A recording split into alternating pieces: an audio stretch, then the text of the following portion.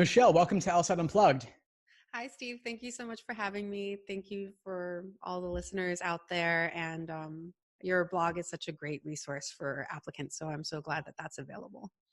That's so nice of you to say, Michelle. I really appreciate it. And you went to Harvard Law, if I understand correctly, which is a school that a lot of folks in my audience want to go to. So I guess the biggest question is, what do you attribute your admission to Harvard Law to? Oh, well, I went to Harvard Law quite a while ago, so the admissions landscape has changed so much since I applied.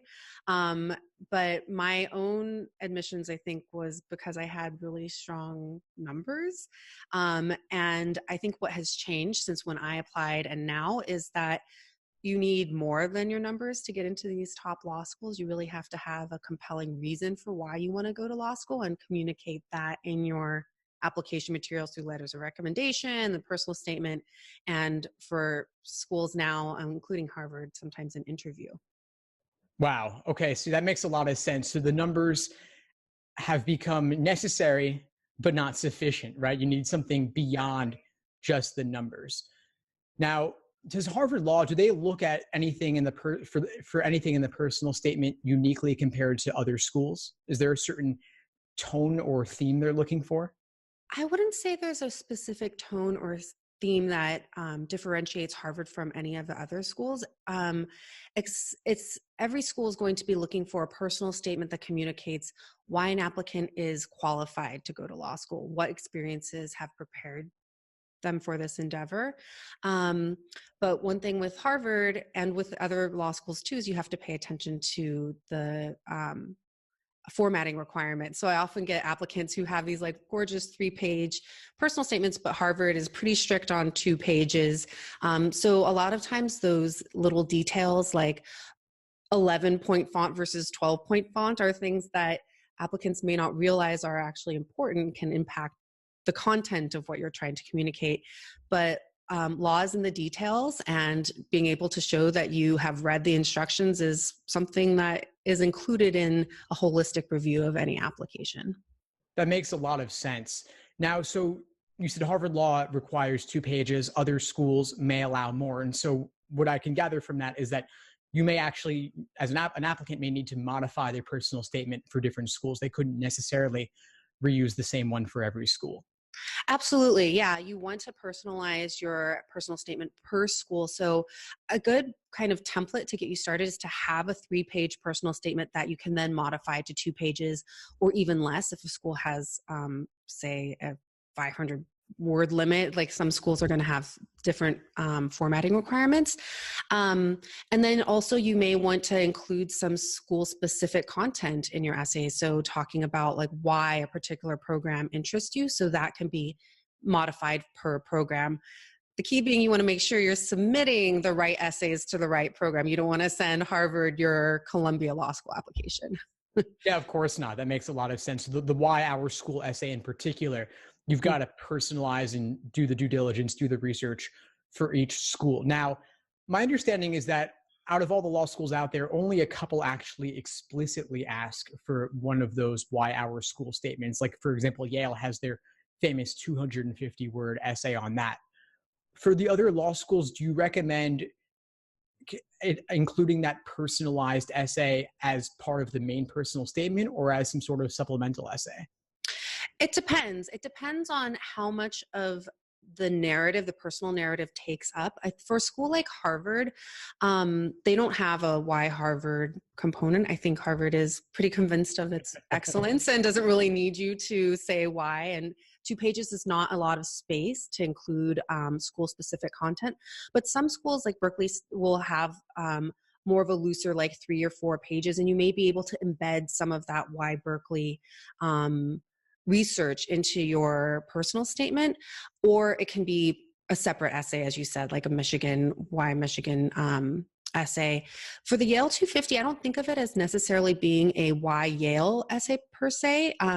It's more of a tell us something about you as an applicant that it's essential, but you haven't communicated it elsewhere in your application, and do it in 250 words, which is tough. That makes a lot of sense. Thanks for clarifying that. For the schools that are asking a why our school statement, or when you might want to personalize something about the essay to the particular school, what are some of the specifics an applicant might want to include or mention about the school? So looking at school specific programming, I think is very effective. It's not it's not only effective to help the admissions committee understand why you're interested in the program, but for an applicant to understand, why am I applying to this school? What does this school have to offer me? So looking at things like beyond just courses, clinics, journals, externship possibilities, any specialized credentials that may be part of that school, that the school has to offer. But the key is when you're communicating this to law schools is not to simply list, hey, you offer this clinic. It's to say, what do you hope to contribute to that clinic? Why is your experience going to be an asset? Because admissions committees know what their school has to offer you. They don't really know what you have to offer it and what you're hoping to get out of those particular programs. That makes a lot of sense. So it's about relating those specific details about the school back to you as an individual and as an applicant. Absolutely. Yeah. You always want to keep yourself in the spotlight, even if you're talking about something else, another school, or if you're in a personal statement and you're writing about somebody who is inspirational or influential to you. It's not an essay about, say, a grandfather who went to law school or a student you worked with if you were an educator. It's about you and bringing the content back to you and the focus back to you. That makes a lot of sense. How can an applicant be sure that they are making it personal enough? Is there a certain benchmark or ratio of like I versus they that you want to have in the just to make it really clear? It would be so easy if it was so much easier if writing a personal statement was like as definitively logical as the LSAT say, where it's like, there's clearly a right answer here, or there's clearly like a right ratio of Yeah, you can see my background here. yeah, right. I would say though that the brainstorming process of writing is essential, right? You want to brainstorm before you try to work on what's that key opening hook, and thinking about what are some of the key experiences that an applicant has that have shaped who they are today. So it's like, how does the past influence the present? And then how is the present going to inform the future and an applicant's career goals? So you want to find that balance between including strong, I call it anecdotal evidence, because your admissions committee readers are going to be lawyers, and lawyers love evidence. So you want to ground the personal in experience and having kind of a narrative thread that connects various experiences together. And I think the way that you make sure it's about you is not to just say what you have done, but what you think about what you've done. So it's it's very introspective and reflective, and then it's going to inevitably help an admissions committee reader get to know you on a more personal basis. Makes a lot of sense. Now, the classic question is the applicant thinks they haven't done anything impressive. Mm. What do they talk about? How do they narrate their walk to the supermarket? You know, what are they going to talk about that they can relate to law school? I mean, every person has done something that's impressive. So I think that it's about, again, going through that brainstorming phase and thinking about what are experiences that have shaped me as a human being, and that are also informing my decision to go to law school. So ideally you have some kind of reason why you want to spend the next 3 years reading case law, or 4 years if you're doing some kind of part-time program, and figuring out like what is going to impress an admissions committee. But I also advise the applicants I work with, don't try, especially for a first draft, to write this essay for an anonymous, like shadowy admissions committee reader. Write this essay for yourself. Like, think about what experiences are important to you and why you want to go to law school. And then it's going to be inherently valuable and a lot more fun to write. So yeah, it needs to be personal in that sense too. Like, if it's personally valuable to you as a writer, then it's going to resonate more with your readers. That makes a lot of sense. That seems natural. Having a specific person in mind, like an avatar of who the Mm. officer is, and picture them as a person. Like maybe they're in their 30s or 40s or 50s and they're a man or a woman, whatever it might be, and just kind of go from there.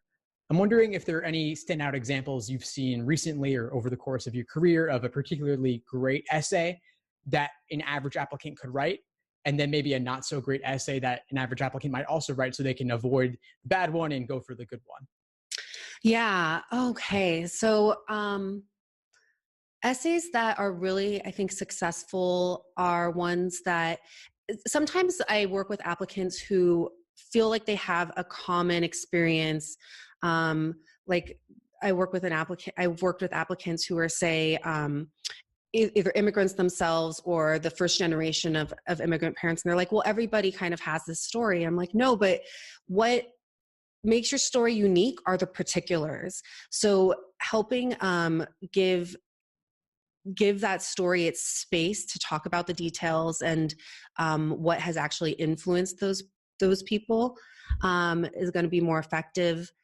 I think in terms of like essays that don't work, I would never let an applicant I'm working with submit an essay that's terrible, but I have seen some first drafts that aren't always successful.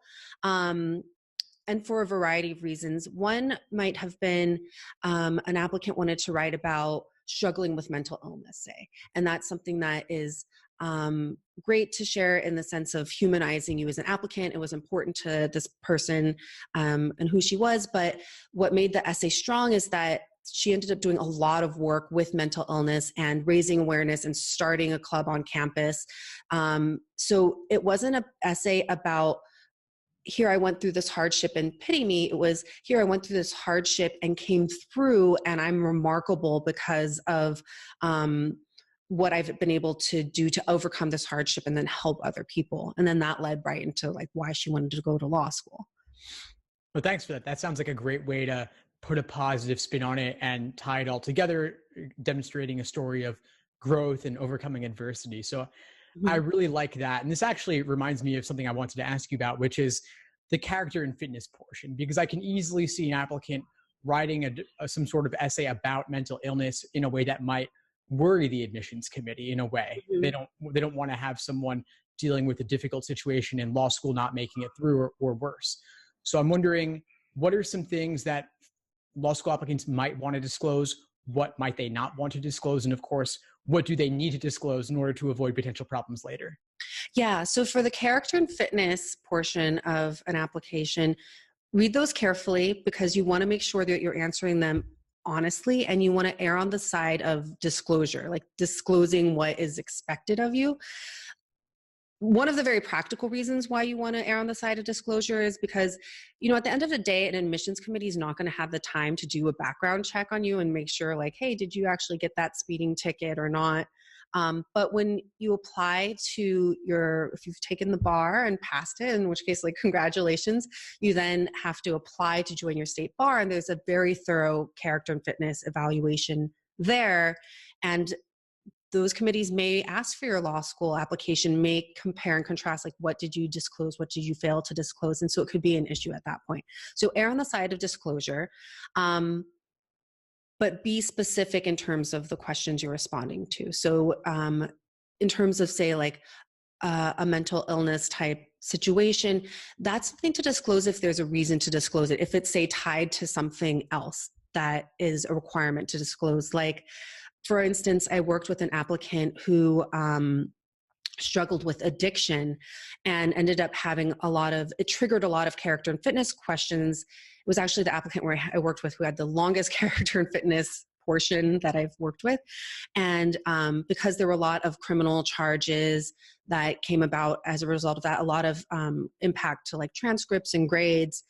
But this was a person who was at a point um, in life where the applicant was able to tell a redemption story, where the applicant was prepared to go to law school and hit the ground running and be successful because this person had gone through a recovery program, was continuing self-care, was not going to be a concern to an admissions committee now at present, but it was important to disclose those issues because there were a lot of resume gaps or criminal records that we had to share, that we had to disclose. So it made sense to talk about addiction in that context.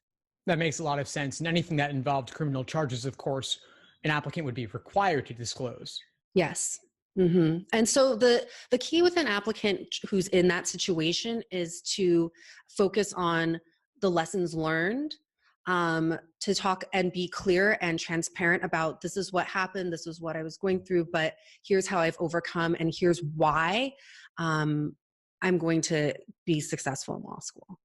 Right, right. That makes a lot of sense. Now, for this applicant, you said their character fitness disclosure was exceptionally long. How long was it approximately?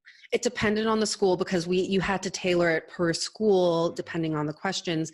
But for some schools, it was several pages. That is an outlier situation. The majority of applicants, you're going to have maybe like one or two small incidences that they need to disclose. And in that case, any addenda, I think a good rule of thumb is you don't want your addenda to overshadow your personal statement. So if you have a 2-page personal statement, ideally your addenda is going to be shorter than that, a half page maybe, because you want the admissions committee to focus their very limited amount of time on your resume, on your really strong letters of recommendation, on your personal statement, on your strengths. And then the addenda or character fitness response is just to help them to help address any red flags that may occur to them, or any issues that may be worrisome that you feel a need to disclose, but it's not the star of your application by any means. That makes a lot of sense, Michelle. Thanks for that. I love the point you made about you don't want the character fitness to overshadow the other parts of the application. You don't want them to comprise the majority if you can avoid it. Mm-hmm. Now, for the typical applicant who might have some sort of disclosure, maybe it involved underage drinking, maybe it involved possession, maybe it involved speeding tickets, more minor things of that nature. How long might each of those disclosures be on average? A couple hundred words? Yeah, I like to shoot for like a half page, a couple hundred words, something that can be very clear and concise, and pay attention particularly to tone. You don't want to come across as coming up with excuses or whining. It's about, I think the tone you want to go for is accountability, that this is something that happened, but this is the lesson I learned from it. I acknowledge the mistakes I made, and it won't happen again. Right, right. Thanks for that. Now, I'm wondering if we could shift gears a little bit and talk about what's happening over at LSAC with the policy changes they're making as the LSAT is offered more frequently, and many, many other things. But to start with, of course, the LSAT is going from being offered 4 times a year to more than double that, nearly every month going forward. How does that impact how admission officers might look at retakes? I think that one of the other key components with the policy change is that there's now no cap on the amount of times an applicant can take it. But that doesn't mean that an applicant should use the test as practice, right? Like, you don't want to go into the LSAT being like, hey, and I hear applicants say this a lot, like, oh, I'm just going to go in for the first time to just like practice the test and see how I do. You want to be doing all that practice work and prep at home in the months going into the exam, and then treating every sitting as if you're going to try to take it once. Like, your goal isn't how many times I can take the LSAT. It's, I want to get the highest score every time I take it, ideally only taking it once or twice or maybe a third time. In terms of the time frame, it's nice because it opens up more windows of opportunity for applicants to take the exam at a time period that works for them. But you still want to keep in mind that admissions committees review applications on a rolling basis. So it's to your advantage to get those tests in and finalized, and then submit, earlier in the fall, and not wait to take your LSAT in the spring and then submit in March or April or May. That makes a lot of sense. And then there's also the question of scholarship money. I would guess that scholarship money, from what I hear, is typically more available earlier in the cycle, and they might be running out over the course of the fall and winter. Yeah, absolutely. And that's also a reason why your personal statement needs to be really strong, is because admissions committees are going to make determinations of admission on your personal statement, right? So it's going to be hugely influential there, but it's also going to help impact merit-based funding, because while some schools, like an NYU, say, for example, has separate scholarship programs you can apply to, and it's a separate essay, a lot of schools are making determinations for merit-based funding on the application you submitted itself. So another reason why you want to take extra care with a personal statement, a diversity statement, making sure those letters of recommendation are as strong as possible. Sure, that's a great point about the external funding, especially. I hadn't heard too much about that. Now, another big change at LSAC these days is, of course, the transition towards the digital LSAT. It's kind of a big question mark as to how folks are going to do on it in July and then September as these changes take hold. And I'm wondering, in your conversations with admission officers, what do you hear about how they might view the results of someone taking the digital LSAT when they might not be quite as familiar with the format? So I think that LSAC has kind of anticipated that it's going to be, a shift and that applicants aren't going to be as prepared. So for the July exam, they're going to just for this one time allow applicants to see their score first and then decide whether or not to cancel. That to me is such a huge advantage. So I'm working with an applicant now who ended up having to reschedule his exam, and he's sort of asking me what test to sit for. I'm like, take July, because then you have this like one-time opportunity to experiment. And then the further along we go with the digital process, I think the less admissions committees are going to be receptive to an argument that, hey, I wasn't as prepared because the format changed. So, practice digitally, right? Are you familiar with any of blog services that offer digital practicing for LSAT prep? Yeah, well, LSAC has on their website, they have a free interactive digital LSAT familiarization tool where Mm-hmm. applicants can actually walk through a real recent exam. I believe it's Prep Test 73, which is from September 2013 or 2014. So yeah, applicants can walk through a full exam at familiar.lsac.org and kind of play around with that. Yeah, yeah. So I would take out all of the advantages of familiarizing yourself with the new format. Law schools are aware that there's a shift. And so if it does impact your score, you can potentially include an addendum, or you can retake, right? Like, I think that law school admissions committees are going to be much more understanding of the need to retake, especially in these early months of the transition. Yeah, that makes sense. And I suppose the answer is kind of always to retake, right? Because the numbers are, as we discussed at the beginning, the numbers are necessary. But although, Yeah. of course, they're not enough, but you do need to have them. And one thing that's standing out to me is that if someone takes the digital LSAT, let's say in September, and they do really well, that might be viewed even more strongly given that the digital LSAT is new at that time. And then Yeah, yeah. and if you don't do well, then just retake. There's the LSAT in October and November and January. So there's always another chance just around the corner. Yes, absolutely. I think that's really true, with the caveat being, don't plan to take it every like 4 times, October, November. Plan to take it again once if you can, and familiarize yourself as much as possible with the new format in the interim. Yeah. One thing that occurs to me, this is just my intuition, is that the average applicant will be retaking it more times, given that it is offered more frequently. You don't have to wait 2 to 3 months anymore. So maybe previously, I'm thinking the average applicant might have taken it max 2 or 3 times. But I'm seeing now a shift in the number of times applicants might consider it. Maybe they might take it 3 or 4 times, or at least register for that many test dates. Have you noticed a kind of shift among the folks you're working with? Yeah, I could see that. I could definitely see that shift taking place. What I advise applicants is, if they are unhappy with their results on an exam, you don't need to necessarily rush to take the next available exam, right? Because you want to figure out, well, what happened on that exam? How can I work to improve my score? If it was an outlier situation where your score was underrepresented because of the new testing format, or because of distractions or personal issues, then go ahead and take it again, more immediately. But if it was something that had to do with actual performance on the content of the exam itself, I would say don't rush to just take the next exam that you possibly can.